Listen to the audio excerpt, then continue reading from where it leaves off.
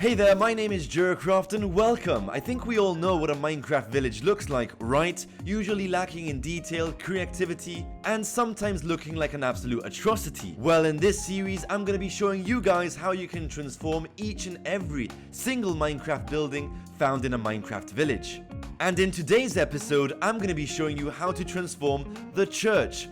So sit back, relax, and enjoy. Now, to kick off this video, I'm going to start by transforming the entrance of the church. It's absolutely atrocious and this building needs a lot of work. I'm going to empty out the inside of the church and I'm going to push the entrance a block further in.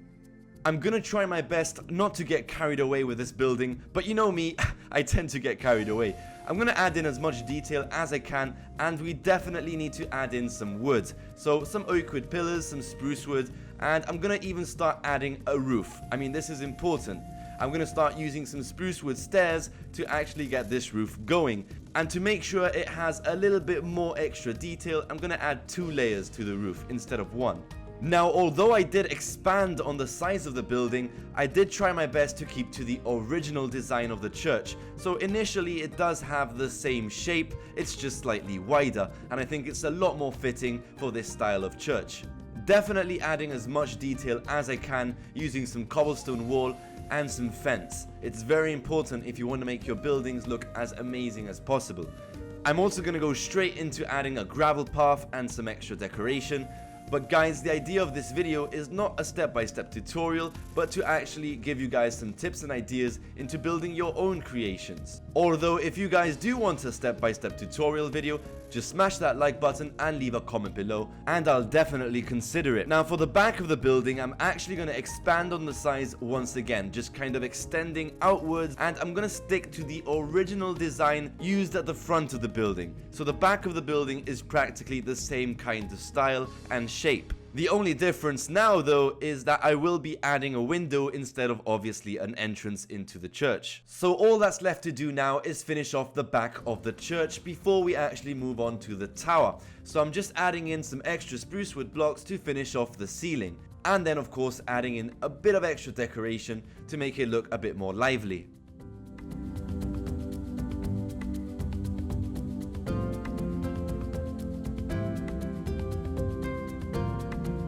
So now we can jump straight into the main feature that this church has to offer, and that is the tower. Now I hate seeing flat surface walls on buildings, like why use a flat cobblestone wall when you can actually use some stair blocks to give the building that extra bit of edge that you need to make the building a lot more detailed and more decorative. I've also given this tower a cross using some cobblestone wall. Doesn't necessarily need to be a cross, you can always add in just some windows. And again, I've been using a combination of spruce wood stairs and stone brick stairs to make the top piece of this tower.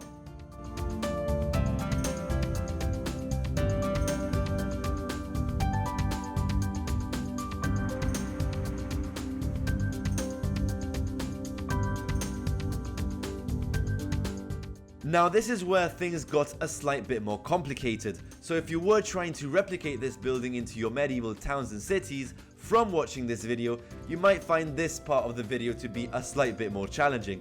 I did use a variation of blocks from spruce wood slab to spruce wood full blocks to spruce wood stairs to come up with a very unique kind of roof.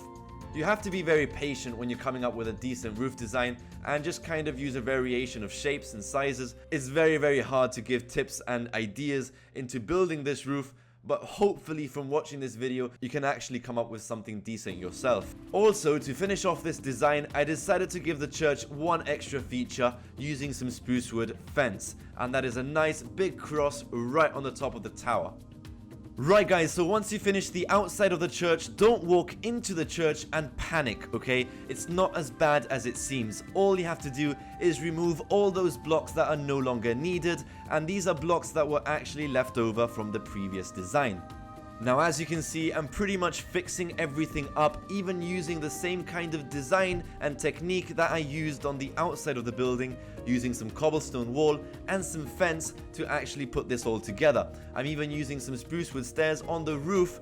Now a very helpful tip when you're adding some lighting to your church is that you can actually hide some glowstone right underneath the carpet. This is perfect and you don't have to use those nasty default torches that I absolutely dislike. I don't like the look of them. I rather just hide some glowstone and add in all that extra lighting. Guys, to finish off the interior, pretty much I'm adding some flower pots. We got some carpet, we got a nice altar, even a cross at the very end of the building.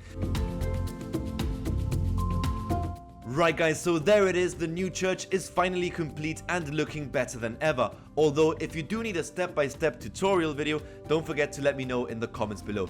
Guys, become epically awesome today and subscribe and smash the like button if you found this video helpful. Thank you for watching. This is Jeracraft, over and out.